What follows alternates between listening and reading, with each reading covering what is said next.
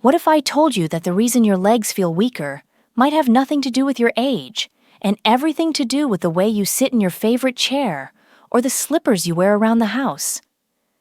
It sounds almost unbelievable, but today we are going to explore how some of the most common, seemingly harmless daily habits can silently destroy the strength in your legs, robbing you of your mobility and independence without you even realizing it. Welcome to Health Voices. I'm Sarah. We are so glad to have our trusted expert, Dr. Morgan, back with us. Doctor, that's a very bold premise. Are you saying that our everyday routines could be more damaging than the aging process itself? In many ways, yes, Sarah. It's a pleasure to be here. While aging does cause changes, the accelerated weakness so many seniors experience is often due to what I call cumulative microdamage from unconscious habits. It's not one single event. It's the slow erosion caused by sitting too long, by wearing the wrong shoes, by walking with poor posture, repeated thousands of times, day after day, year after year. These habits are the silent killers of leg strength. They don't cause acute pain, so they give no warning. They just quietly steal your muscle, your circulation, and your reflexes until one day you go to stand up and you simply can't. Today, we're going to shine a bright light on 7 of the most common mistakes I see in my practice. This is incredibly important. The idea that we have control over this process is so empowering. Let's start with the first mistake, which I believe is the one most of us are guilty of every single day. It is. The number one mistake is sitting too long without moving or stretching. Think about your day. Maybe you watch television for 2 hours, read the paper for another hour, scroll on your phone. You tell yourself you're resting, but for your legs, that prolonged rest is destructive. As we age, the circulation in our lower body naturally becomes less efficient. The veins in our legs have to work against gravity to pump blood back up to the heart. When you sit for long periods without moving, that system stagnates. Blood begins to pool in your lower limbs. This is why your legs might feel heavy and swollen in the afternoon. It's why your feet might feel cold even in a warm room. The blood isn't flowing properly. A study from the University of California was quite alarming. It found that for seniors, just 60 minutes of uninterrupted sedentary time can begin to trigger the process of muscle atrophy in the legs. Your body essentially thinks, these legs aren't being used, so we can start shutting them down. And that dizziness some people feel when they stand up too quickly, is that related? It's directly related. That lightheaded feeling is often due to orthostatic hypotension, where blood fails to return to your heart and brain quickly enough when you change posture. It's a major risk factor for falls. The cycle is vicious. The weaker your legs get, the more you want to sit. The more you sit, the weaker they become. So, what is the solution?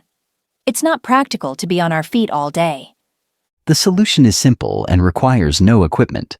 Stand up every 45 minutes. Set a timer on your phone or watch.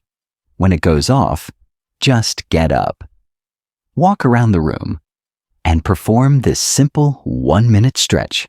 Stand behind a sturdy chair, placing your hands on the back for support. Step one leg straight back, keeping your heel on the floor. Hold the stretch for 15 seconds. Switch legs. Then, rise up on your toes 10 times. That's it. You've just sent a powerful message to your body. I still need these legs. Keep them strong. That is so simple and actionable. What is the second common mistake? The second mistake is one that sabotages your recovery while you sleep, not stretching your calf muscles before bed. If you've ever been woken up by that terrifying stabbing pain of a leg cramp, you know what I'm talking about. Your calf muscle locks up like a stone. That isn't random. It's often the direct result of accumulated muscle tightness from the day. Your calves are constantly working when you walk, stand, and climb stairs. If you don't release that tension before you sleep, they can spasm when your body's systems slow down during the night. The Journal of the American Geriatric Society published a study indicating that nearly 70% of people over 60 experience nighttime leg cramps, and the vast majority do no stretching before bed. This isn't just about pain. It ruins your sleep quality, which is when your muscles are supposed to repair. You wake up feeling like your leg is injured, your balance is shaky, and you're already at a higher risk of a misstep first thing in the morning. I had a patient, a woman named Jean, who was a very active gardener, but was considering giving it up because her sleep was so disrupted by cramps. She was exhausted. We didn't talk about medication. We talked about a 2-minute routine. I taught her a simple wall stretch. Before bed, she now stands facing a wall, steps one leg back, and gently leans in to stretch her calf for 30 seconds on each side. She does it twice. That's it. The cramps have stopped. Her sleep has improved, and she's back in her garden. 2 minutes to prevent so much pain and get a better night's sleep. That's incredible. What is mistake number 3? Mistake number 3 is the passive habit of not elevating your legs at the end of the day. This is the other side of the circulation coin. Throughout the day, gravity pulls fluid and blood down into your legs. For younger people with strong vein pumps, this resolves overnight. But for seniors, that recovery process is less efficient. If you don't actively help that fluid return upward, it stagnates. This leads to swelling, fatigue, and over time, a condition called chronic venous insufficiency. Harvard Health Publishing warns that over 60% of adults over 65 show signs of poor circulation in their legs. The solution is to use gravity to your advantage. Every evening, for just 15 minutes, lie down and elevate your legs above the level of your heart. You can prop them on a few pillows or do the classic legs up the wall pose. This simple act helps drain the stagnant fluid, relieves pressure on your veins, and allows oxygen-rich blood to nourish the tissues. It's a passive, gentle way to dramatically improve your leg recovery. These first 3 mistakes all seem to revolve around circulation and muscle tension. The next few, I believe, are about the mechanics of how we move. That's right. And this next one, number 4, is crucial. Walking with bad posture. You can have strong muscles, but if your alignment is off, you are creating damage with every single step. So many seniors walk with their shoulders hunched, their head forward, and their back rounded. This forces their legs to work incorrectly. They start taking short, shuffling steps. They slam their heels into the ground. Their entire body becomes a system working against itself.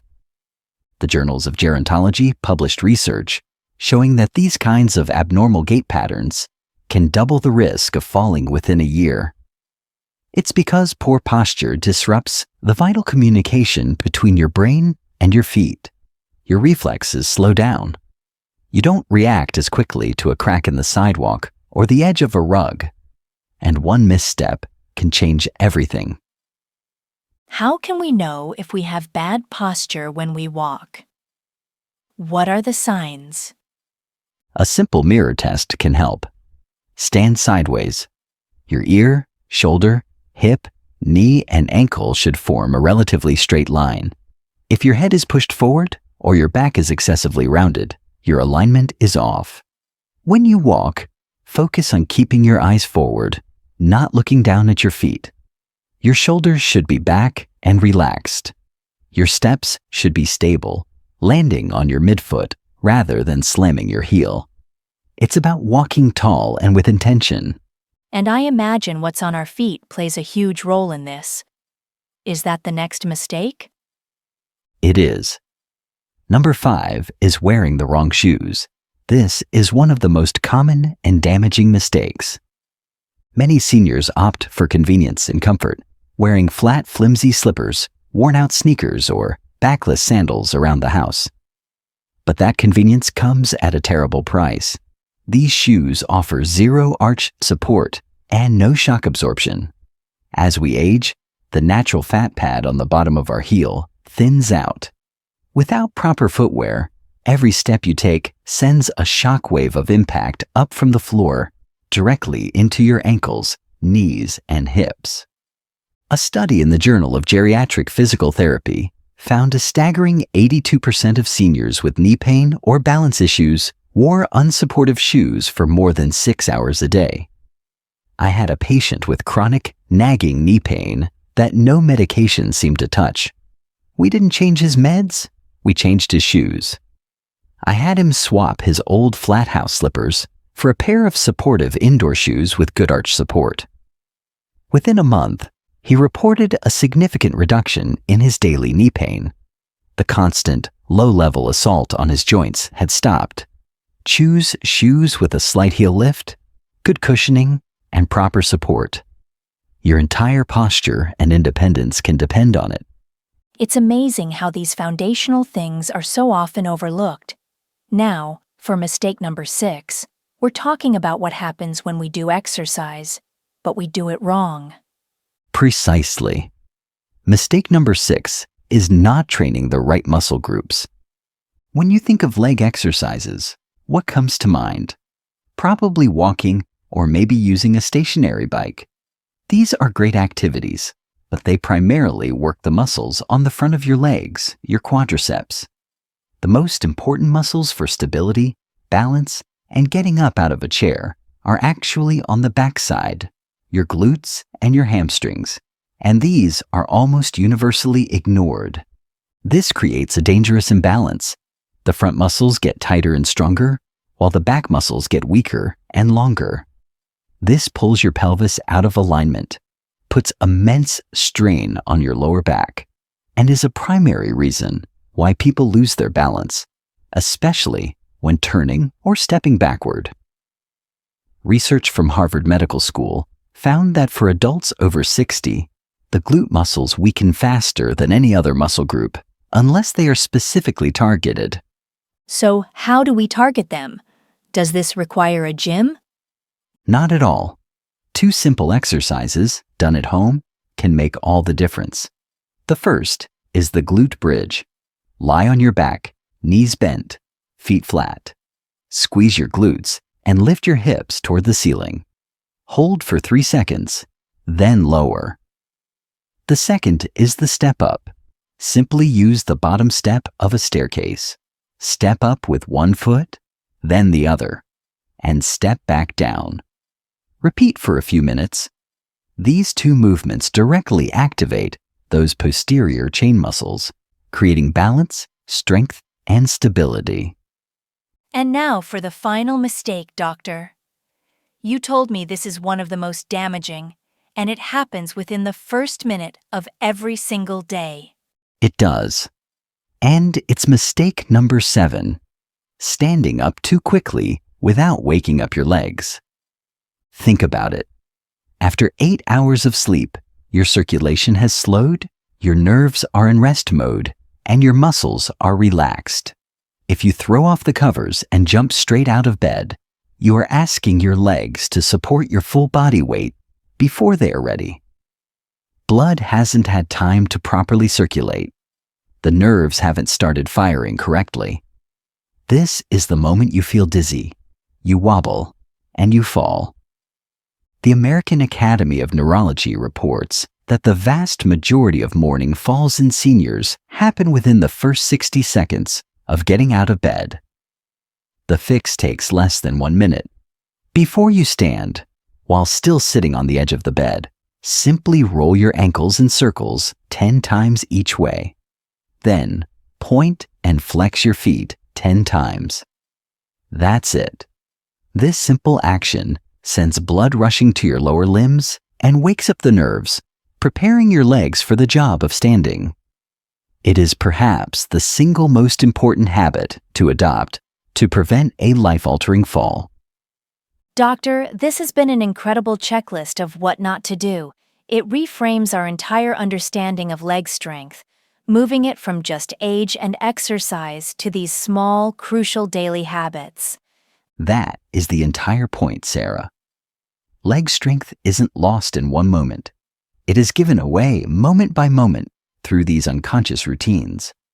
But the beautiful truth is that you can reclaim it, one small conscious choice at a time, by standing up to stretch, by wearing supportive shoes, by doing a few simple glute bridges, by taking 1 minute to wake up your legs before you stand.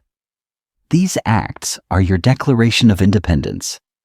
They are you telling your body, we are not giving up. We're getting stronger starting today. A truly powerful message. For everyone in our Health Voices family, how many of these 7 mistakes did you recognize in your own life? Let us know in the comments below. Writing it down is the first step toward changing it. And if this video opened your eyes, please hit that like button, subscribe, and share it with a friend who deserves to stay strong and independent right alongside you. Thank you, Dr. Morgan. It has been my pleasure. And please, everyone, remember this is educational advice. Always consult with your personal physician or a physical therapist to address your specific health needs. Be well and take your next step with strength and confidence.